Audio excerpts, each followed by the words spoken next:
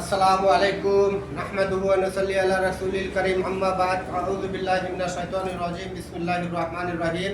আমার সুপ্রিয় দর্শকবৃন্দ, আমার ভিউয়ার্স, কেমন আছেন আপনারা? আশা করি সবাই ভালো আছেন। সবাইকে আমি জানাচ্ছি ঈদ মুবারক। ঈদ মুবারক। কেমন আছেন আপনারা?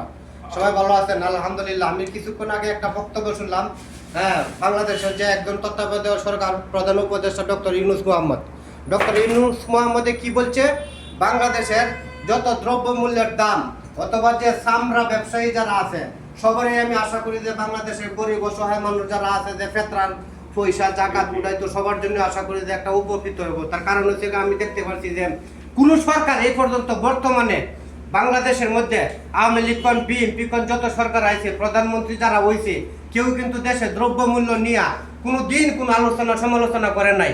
দ্রব্যমূল্যের দাম নিচে যাওয়ার কথা কোনো সরকারই কিন্তু বলে নাই। আর বর্তমানে আমাদের প্রধান উপদেষ্টা ডক্টর মোহাম্মদ ইউনূস একজন নোবেল জয়ী, উনি কিন্তু বিশেষ করে এইসব বক্তব্য দিতেছে যে সবকিছু জিনিসপত্রের দাম নিচে আসছে এবং কি চামড়া ব্যবসায়ী যারা আছে তাদেরকে চামড়ার উপযুক্ত মূল্য দেওয়ার জন্য কিন্তু সবকিছুই মোটামুটি ভাবে সরকারের আয়ত্তে আনছে।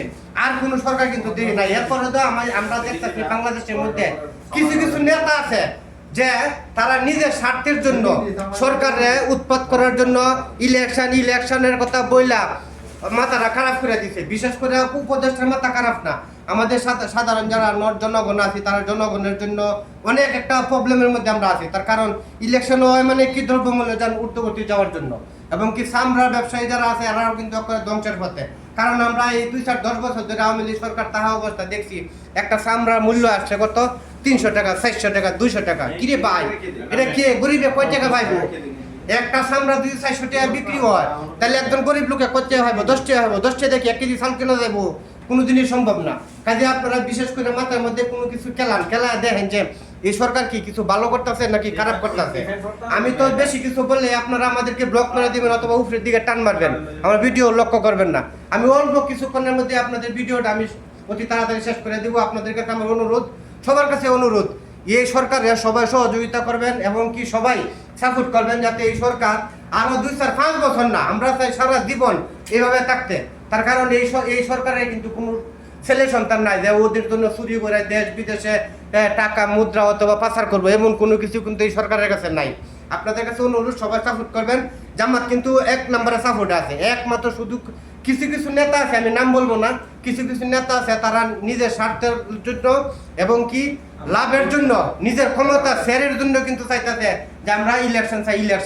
কিসের ইলেকশন ভাই? আমরা তো ইলেকশন চাই না, আমরা তো জনগণ, সাধারণ জনগণ। আমরা যদি জনগণ আমরা না চাই, আমরা কারে দেয় শেয়ার পাইবে? শেয়ারটা পাইবেন কারে দেয় আপনারা বলেন? আমরা চাই না, আমরা জনগণ, আমরা সাধারণ জনগণ, আমরা ইলেকশন চাই না। আমরা চাই এই সরকার আরো 20 বছর পর্যন্ত তাও আর এইভাবে দ্রব্যমূল্যের দাম সবসময় নিচে আসতে তাও আমরা এই দেশে আর বেশি কিছু বলবো না।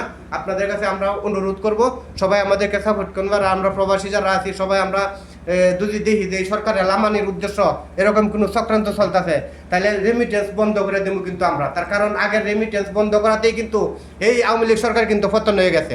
আর এই এখন বর্তমানে যে কোনো সরকার আসুক, এই সরকারের আমি 1 নম্বরে গ্যারেন্টি দিলাম 1 মাসের উপরে কিন্তু টিকবেন না। আপনারা বলে টিকবেন না কিসের জন্য? এই সরকার যে কোনো সরকার নতুন আসুক, কারণ আসার সাথে সাথে 1 নম্বরে কিন্তু দ্রব্যমূল্যের দাম বাড়িয়ে দেবো। আর দ্রব্যমূল্যের দাম বাড়াটাই মানে কি এই সরকারের উৎপাদন করা।